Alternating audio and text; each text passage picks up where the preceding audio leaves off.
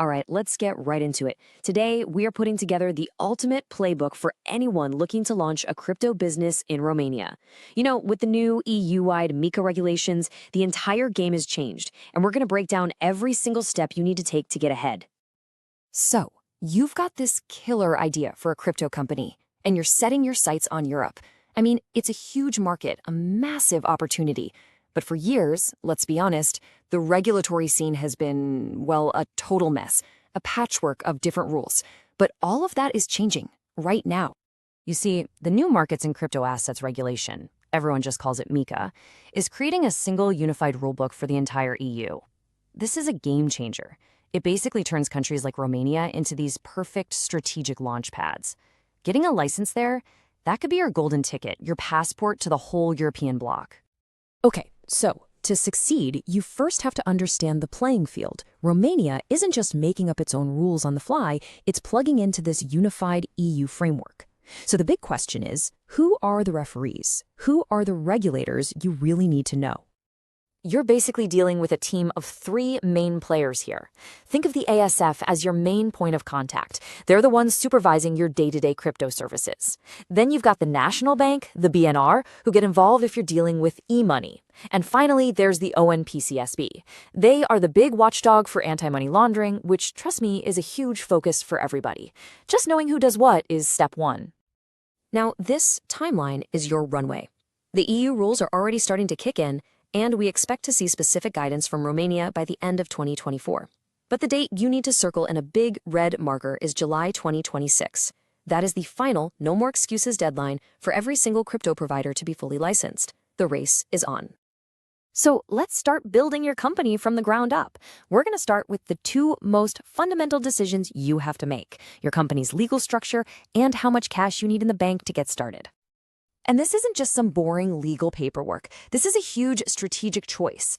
Are you a lean, fast-moving startup, or are you aiming to build a massive, large-scale exchange? The answer is going to point you towards one of two paths: an SR, which is like a limited liability company, or an SA, a joint stock company.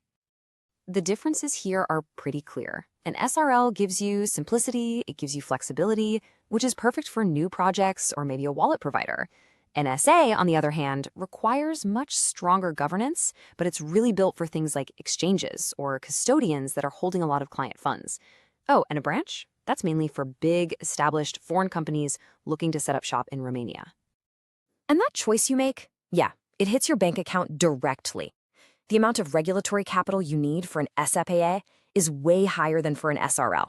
For a lot of founders just starting out, this one thing often makes the SRL the go-to choice. But wait, it's not just about the company type. The services you actually offer will also set your minimum capital. So if you're building a straightforward wallet, you might need about 25,000 euros. Want to run an exchange? That number jumps to 50,000 euros. And a full-blown trading platform? You're looking at 75,000 euros, maybe more. Regulators need to know you've got the funds to back up the risks you're taking on. Okay, so the foundation is set.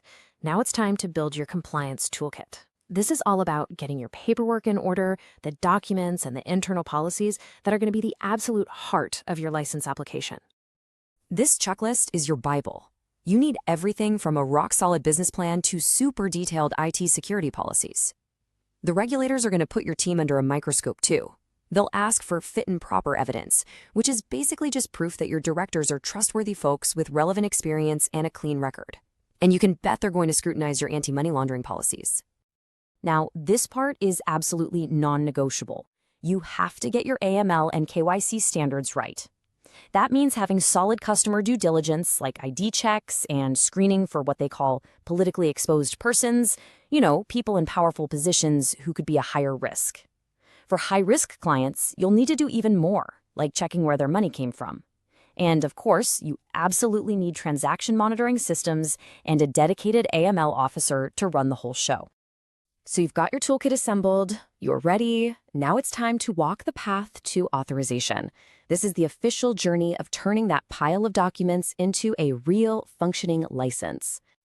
But before we dive into the steps, let's just be realistic about the timeline. From the moment you submit a complete application, and I really mean complete, you should expect this whole process to take anywhere from 3 to 6 months. This is not an overnight thing. The regulators are incredibly thorough. So the journey itself has 5 key stages. First, you get all your ducks in a row and prepare that whole compliance package. Then, you formally submit it to the ASF. From there, the review begins, and you should definitely expect them to come back with questions. That leads to the inspection stage. They will literally audit your IT and your operations. It's only after you've cleared all of those hurdles that you get your authorization. And that's when your life as a regulated company really begins.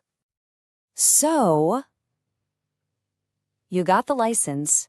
Congratulations! But, hold on, it's not over. Getting the license isn't the finish line. Now we enter the final phase.